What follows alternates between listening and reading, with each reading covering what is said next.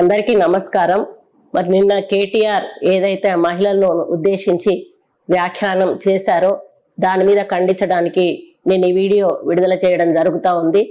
ఒక 10 సంవత్సరాలుగా ఒక ప్రభుత్వంలో ఉండి మంత్రిగా ఉండి ఈరోజు మహిళలు అనేటువంటి గౌరవం ఏమాత్రం లేకుండా మహిళలను మరి రికార్డ్ డాన్సులు బ్రేక్ డాన్సులు చేసుకోండి అని యథాలాపంగా అన్నాను అనేటువంటి మాట ఈరోజు చెప్పడం ఏదైతే ఉందో చాలా బాధాకరం అని చెప్పి ఈ సందర్భంగా నేను తెలియజేస్తా ఉన్నాను. ఎందుకంటే ఆయనను కన్నది ఒక మహిళ, ఆయన తోడబుట్టింది ఒక మహిళ, ఆయన చేసుకున్న భార్య ఒక మహిళ, ఆయన కన్న కూతురు కూడా ఒక మహిళ.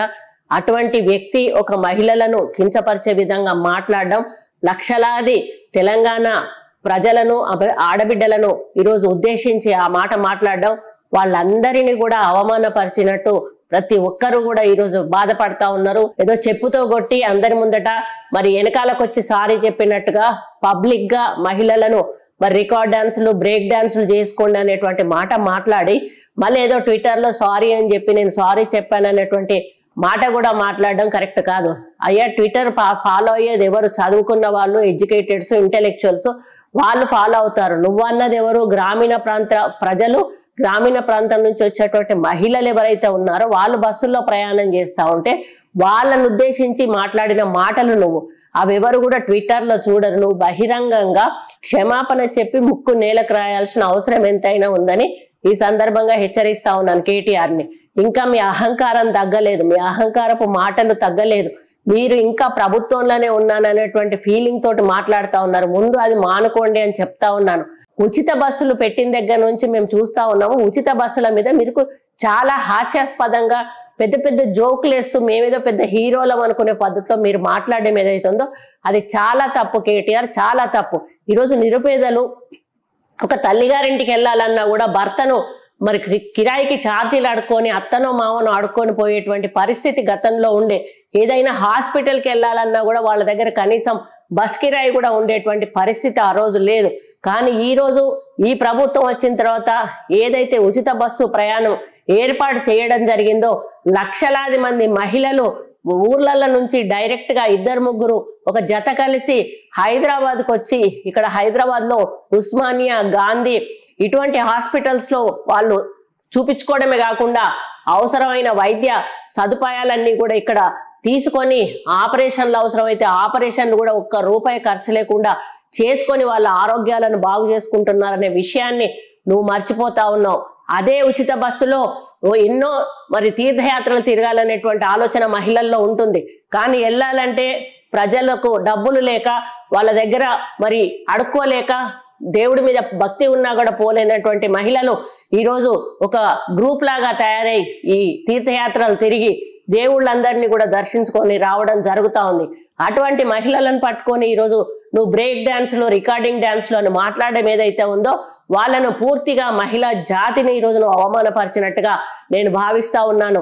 ఆ అలవాటు నీకుంది. నువ్వు అధికారంలో ఉన్నప్పుడు మరి బ్రేక్ డాన్సులు నువ్వు క్లబ్బులలో పబ్బులలో వేసినటువంటి అలవాటు నీకున్నది, ఆ యొక్క చరిత్ర నీకున్నది.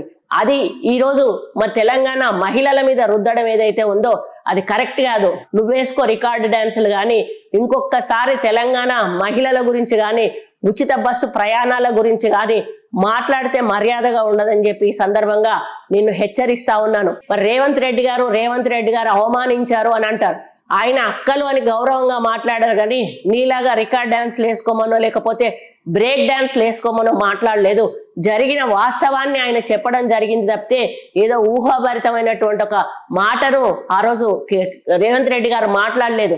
ఈరోజు రేవంత్ రెడ్డి గారిని మరి మీరు ఎంత ఇబ్బంది పెట్టారో మీకు తెలుసు. కేసులు పెట్టి ఆయన లోపలేసి ఆయనను అనగదొక్కి ఆయనను ఆ రాజకీయంగా ఎదగకుండా చూడాలని మీరు ఆ రోజు మహబూబ్ నగర్ లో ఓడించినా కూడా మల్కాజిగిరిలో తిరిగి గెలిచి వచ్చాడు.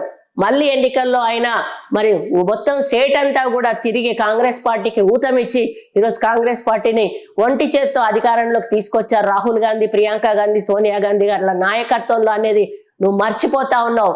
నువ్వు మాత్రం మీ అయ్య పేరు చెప్పుకొని ఈరోజు రాజకీయం చేస్తున్నావు కానీ నువ్వు స్వయంగా రాజకీయాల్లో ఎదిగినటువంటి వ్యక్తివి కాదు అనే విషయాన్ని నువ్వు మర్చిపోకు. ఈరోజు రేవంత్ రెడ్డి గారు కార్యకర్త స్థాయి నుండి ముఖ్యమంత్రి స్థాయి వరకు కూడా కష్టపడి ఎదిగి ఈరోజు ప్రజల కష్టాలు తెలిసిన వ్యక్తిగా ఈరోజు నిర్ణయాలు తీసుకుంటా ఉన్నారు.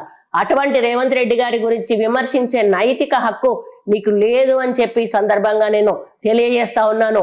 రైతుల గురించి ప్రేమ ఒలకబోస్తా ఉన్నట్టు మొత్తం తెలంగాణ రాష్ట్ర ప్రజల మీద మాకున్నటువంటి ప్రేమ ఎవరికి కూడా లేదు అనేటువంటి పద్ధతిలో మీరు మాట్లాడుతున్న మాటలు వింటా ఉంటే మరి జోక్ లాగా అనిపిస్తా ఉంది తప్పితే దయ్యాలు వేదాలు వల్లించినట్టుగా ఉంది. ఎందుకంటే 10 సంవత్సరాల కాల పరిమితిలో మీరు అధికారంలో ఉన్నారు, తెలంగాణ మీ చేతిలో పెట్టారు ప్రజలు.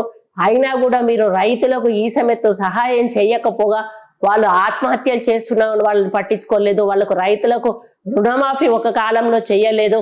అదేవిధంగా పంట నష్టం ఎన్ని రకాలుగా మరి ఆ ప్రకృతి విలయతాండవం చేసినప్పుడు పంట నష్టం పోయినా కూడా ₹1 పంట నష్ట పరిహారం కూడా ఇచ్చినటువంటి పాపాన మీరు పోలేదు.